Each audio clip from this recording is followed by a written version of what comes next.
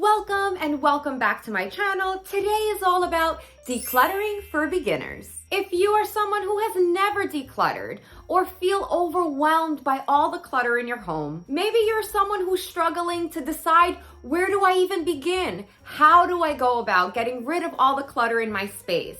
How do I eliminate? How do I part and let go of sentimental items? You're a beginner. But don't worry, with these 5 decluttering tips specifically targeting beginners, you're going to be able to get started, build momentum, eliminate the feelings of overwhelm, and rid your home of all your clutter. Let's jump into 5 decluttering tips for beginners. I'll have 2 bonus tips for you at the end, so stick with me. Drop a yes in the comments if you're a beginner who wants to master the art of decluttering. For all of you who are new to my channel, I am Margo, a professional organizer, helping lovely ladies like you achieve a clean and clutter-free and tidy home. If content like this is something you want to get into on a weekly basis, subscribe to my channel so you don't miss any of my weekly videos. If you're looking for a support group of like-minded women, maybe find yourself an accountability partner, you can pop into my Facebook group. I'll leave a link to it in the description. Grab a trash can and let's get started. Okay, you might need a bigger trash can for this. Decluttering tip for beginners number 1 is to start small. One of the biggest reasons I see a lot of people get overwhelmed before they even begin to rid their home of clutter is because they take in the whole picture. And yes, sometimes we have a lot of clutter. Clutter is building up in our closets, in our kitchens, in our bathrooms, in our dressers, in our kids' room.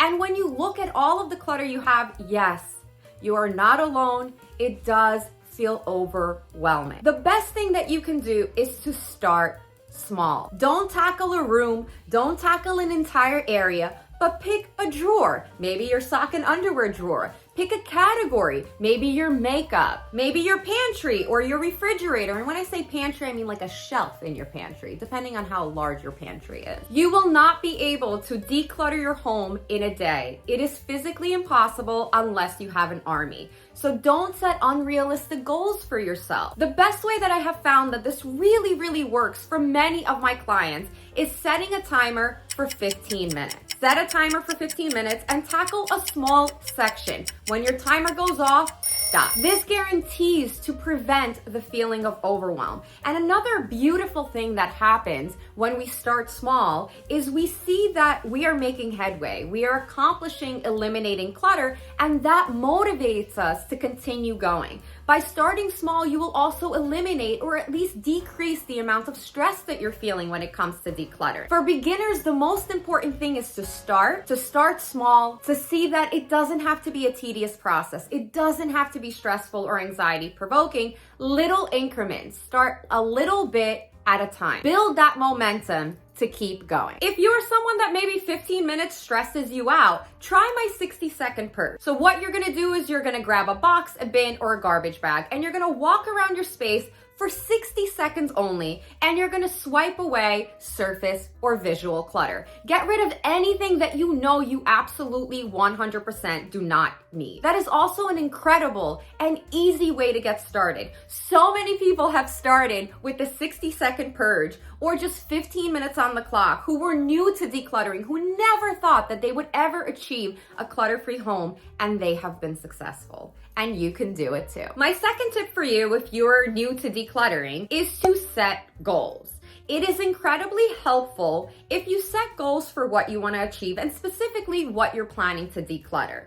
This doesn't have to be a complicated process with multiple pages. Take out one sheet of paper and maybe just list a few things in your home that are eyesores, that make your eyes twitch, right? That you really would benefit from eliminating clutter in that particular space. And what you can do is you could just jot them down, like, I want to declutter my beauty products, my makeup, my nail polishes, my t-shirt drawer. The point is to just have a simple game plan. Instead of it's Sunday, maybe you have an extra 30 minutes to kill and you look around your space and you're like, I don't know, I guess I'll tackle my books. It's really great and very productive if we have goals. If we have, even if it's a mini plan, And ladies, you all know how fantastic does it feel when you have a to-do list and then you're just checking or crossing things out, right? That will also build momentum. But set goals, create a little checklist or a plan so you know exactly what you're decluttering.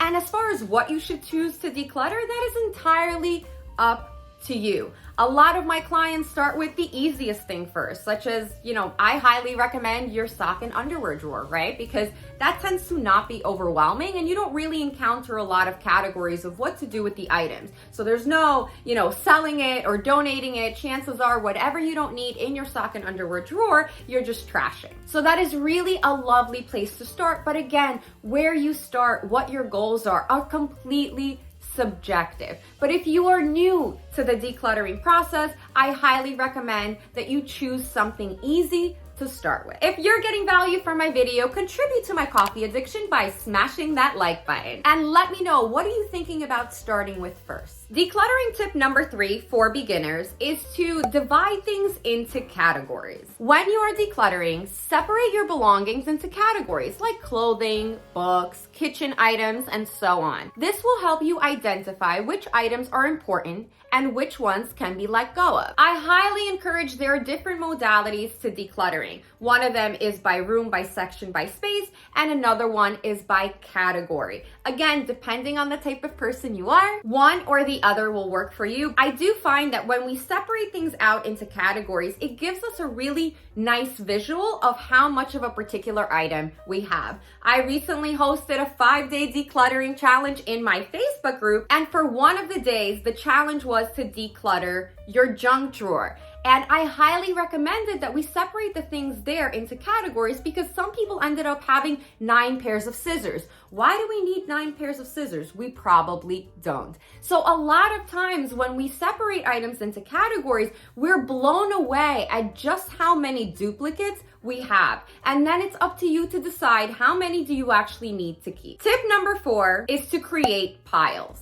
When you're elevating your decluttering game, right, we're still sticking to the basics, but when you're elevating and maybe, for example, you're tackling dresser drawers, it is a good idea and a good practice to separate items into piles. And the 4 piles are keep, toss, donate, and sell. Those are your 4 piles. Now, maybe you're somebody that doesn't want to sell any of your items. That is totally fine. Then you will just have those 3. Separating items into piles will help keep you organized and therefore decrease the feelings of stress, anxiety, and overwhelm. When working with families, typically we'll just take a white piece of paper and we'll write what it is. Donate, sell, keep, right? So this way it's very, very clear what pile is what. For what to declutter in every single room of your home, you can grab my free Ultimate Mom's Decluttering Guide. I'll leave a link to it in the description. Tip number 5, and remember, I will have 2 bonus tips after this. Tip number 5 when you're decluttering is to be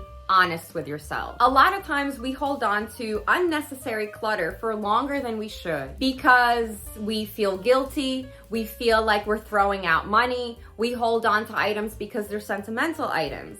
We also hold on to items oftentimes for just in case of emergency. So because you are beginners, oftentimes we encounter these hurdles. So I want to bring awareness to you that these are very common reasons for why we are not getting rid of the items that we know we should. Be very honest with yourselves. If you're holding on to an item because you spend money on it, you know you're not going to use it, right? This applies a lot to appliances in our home, to certain pieces of clothing, to beauty products, our makeup. If you're holding on to these items that you are not using, but because you spent money on it, I want you to think of it in a different way. How much stress and anxiety is this item causing you on a daily basis if you continue to have it in your home? Yes, you spend 20, 30, 50 bucks, whatever it may be. Yes, it hurts to throw out or donate a particular item that you spent money on. But think about how much damage it's causing you, how much mental health it's causing you by holding on to that item, which is a constant reminder of money wasted.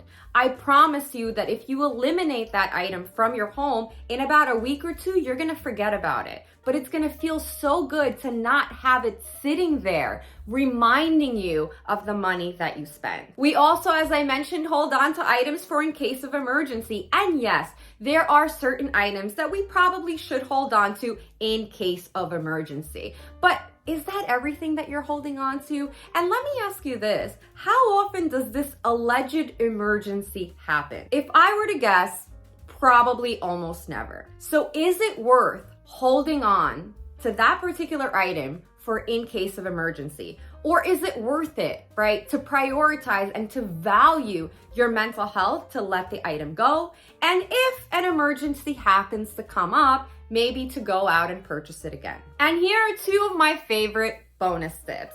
Bonus tip number 1, celebrate your wins. Oftentimes, we spend so much time celebrating other people's accomplishments, especially when it comes to being a mother. We're constantly celebrating our kiddos' little wins. Yet one of the biggest things that we forget is to celebrate our own win. So ladies, if you have decluttered that sock and underwear drawer, celebrate it. Pour yourself a nice cup of coffee, take 20 minutes to yourself. Heck, even go out and buy a new pair of socks or underwear. Celebrate your wins. The more you celebrate your accomplishments, because if you are a beginner, celebrating is crucial to keep that momentum and motivation going, and you deserve it. So many people talk about decluttering. So many people talk about wanting to achieve that clutter-free home, yet unfortunately don't do anything about it. So if you are the person, and you're watching this video, so I'm hoping that you are that person who is committed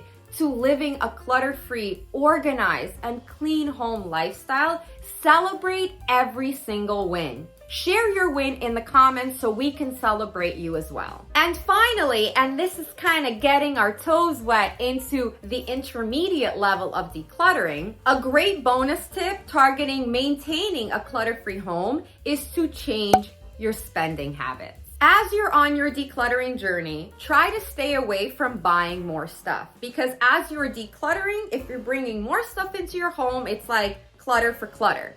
We want to avoid that. Obviously, when we master, right, when we become advanced declutterers, we have also mastered our intentions for bringing items into our space. And once we're at the advanced level, the only items that we bring into our homes are items that we need and that we use. So for now, I want you to just be consciously aware. Don't buy more stuff. A great practice for this and a pro tip is the 1 in, 1 out rule. If for whatever reason you feel obligated to purchase that new mug, you feel obligated to purchase a new shirt or a sweater or that pretty eyeshadow, 1 in, 1 out rule. So you purchase the shirt, you bring it home, you get rid of an existing shirt you already have. You purchased the mug because you saw it in Home Goods and it was absolutely beautiful and you felt like you needed it, get rid of an existing mug. This will at least maintain your home at like status quo. And there you have it, 5 decluttering tips for beginners. I hope I didn't overwhelm anybody. Now, if you'll excuse me, I have a lot of cleaning to do.